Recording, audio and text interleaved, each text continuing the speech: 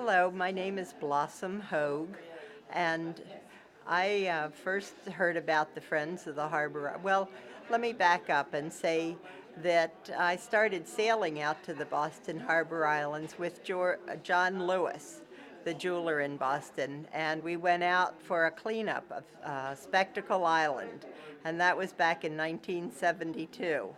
And my love has continued ever since then. Um, at that point, I had just gotten married to my husband Ethan, and we were living on an old Texaco tugboat right at Lewis Wharf. And we actually had our two boys while we lived on that tugboat. Dexter and Ian Hoag then went on to attend the Naval Academy, went on the offshore sailing team, and our whole family has a love of the seas and the water throughout.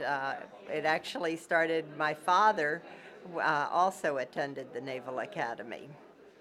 So from there, when we were traveling with my husband on his business for a couple of years to Israel, and then we came back to Boston in 1981 and ended up selling our tugboat and moving to East Boston, which is Suzanne Gall-Marsh lived for quite a while as well. But we could overlook the harbor and many of the islands and still continued our connection with the sea. And it was really wonderful, all the fireworks that we experienced seeing there. And we had several sailboats. The one that we used the most was Zeruah, Zeruah, which was my husband's grandmother's name. It was a 27-foot hunter sailboat.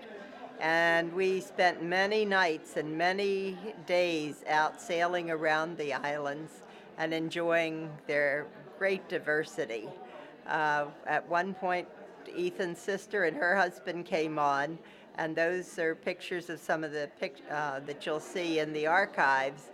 We spent 2 weeks just on the sailboat going from island to island, and it was a wonderful summer excursion. The boys at that point were 4 and 6 years of age, and just this past July, I was able to take 3 grandchildren out who are now 2 and 4 years of age, and we visited George's Island, their first time out there, and what an exploration it was. They loved all the passages, and we'd walked the whole top of the island. But I'd like to go back and share with you that Suzanne Gall-Marsh, who's become a very good friend of mine and who was the founder of the Friends of the Boston Harbor Islands, she and Karen O'Donnell, another good friend, it's now gone full circle.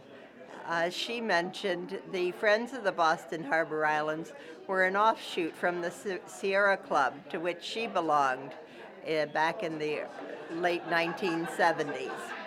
And now Karen O'Donnell, a good friend of both of ours, is also on the board of the Sierra Club. So we've kept it in the family, so to speak, and our love for the harbor and sharing everything. I did want to say that the Friends were very instrumental in saving Boston Light. It was the oldest lighthouse in the country and was due to be automated, and they were going to take the Coast Guard off of Little Brewster, where Boston Light is. However, Boston Light is so close to the shoreline that we felt that it was really susceptible to vandalism and people getting out to the lighthouse. So we fought very hard, and it is now the only manned lighthouse in the country, and manned by both men and women, and a very good dog that stays out there with them. And that's one of the many accomplishments that the Friends of the Boston Harbor Islands has done. I've had the privilege of being on the board several times and remain a member to this day. Thank you.